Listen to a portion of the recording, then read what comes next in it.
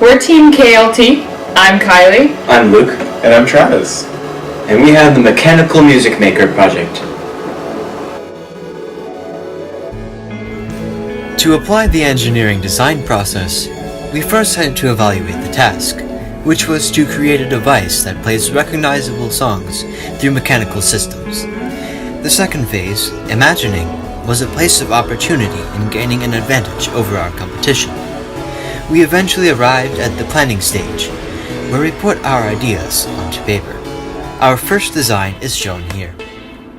After eking through the create phase, we encountered a few critical issues with the design. Therefore, we had to jump back into the planning phase once again. This is the second and final design. The changes allowed us to blast through the create phase and into the improve phase. Well, hello. Today we're going to be explaining the function of our mechanical music maker. To begin, let's talk about the programming wheel. Travis is going to demonstrate its function by twisting the programming wheel.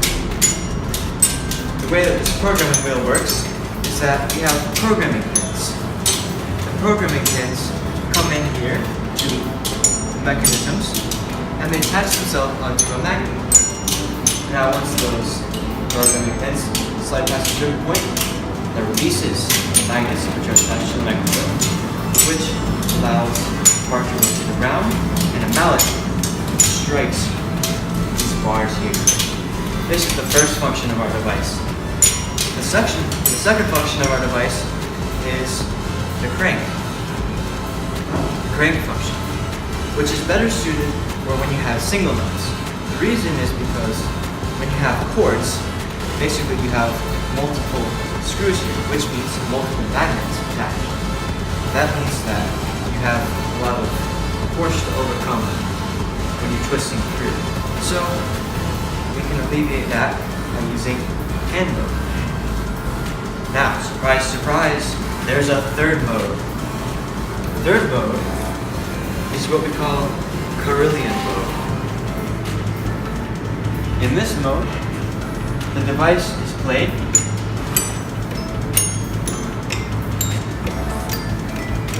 by plucking.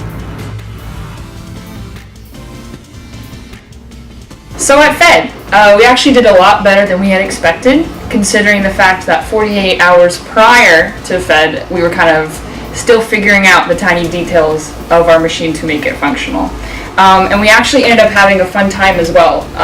Going in, we were just a bundle of nerves. We were like super nervous, but after we had the judges come by and we kind of got the nerves out, it was just fun to explain our project to people. The one thing that did happen, though, the judges did come to us first, which was even more nerve-wracking because we had no time to really prepare our spiel. So what happened was they just looked at our product and we didn't say anything. We didn't know how, and they tried to trip us up a lot because, again, we haven't gone through our spiel yet. So that was really the only challenge of it, but other than that, it went pretty all right. Because our project was so different from the other projects in the Mechanical Music Maker category, people took a lot of interest in our system that made the Mechanical Music Maker work.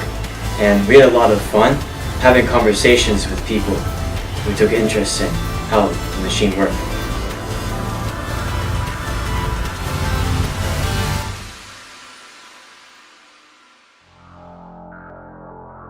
While we were very proud of our final product, we still had a few regrets. One of those was the final aesthetics of our machine.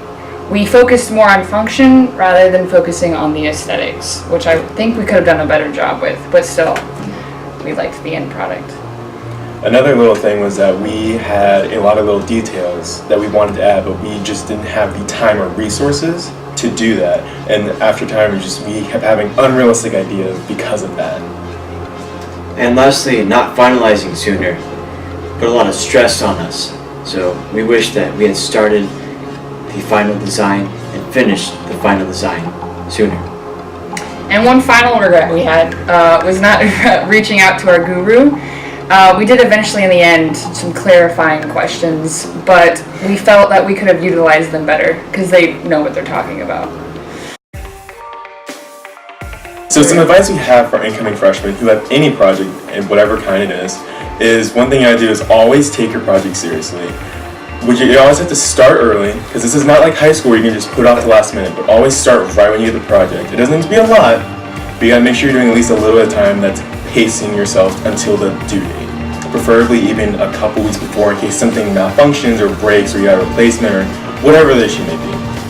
Also, as Travis mentioned, start early. Even though it's super obvious, or it should be, you have to start earlier than you think you would. Because as it turns out, as you go through the process, the engineering design cycle, you're going to find problems with your device and you have to have that time to fix it before FED.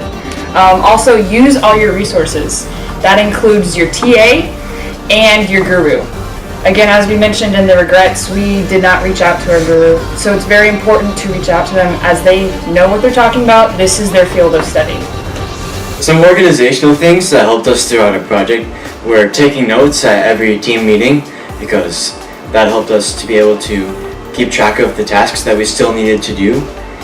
Delegating one person as the team manager to act as a contact point between the guru and the TA, and then help delegate out tasks. Remember that chunking tasks and then delegating them, and then having people complete those tasks is a good system for getting big projects done. How do you eat an elephant? Well, of course, one bite at a time. Also, keeping your team spirit high will help you have a better view and outlook on the final FED day. Because it gets very stressful. Sure does. Be ready for that.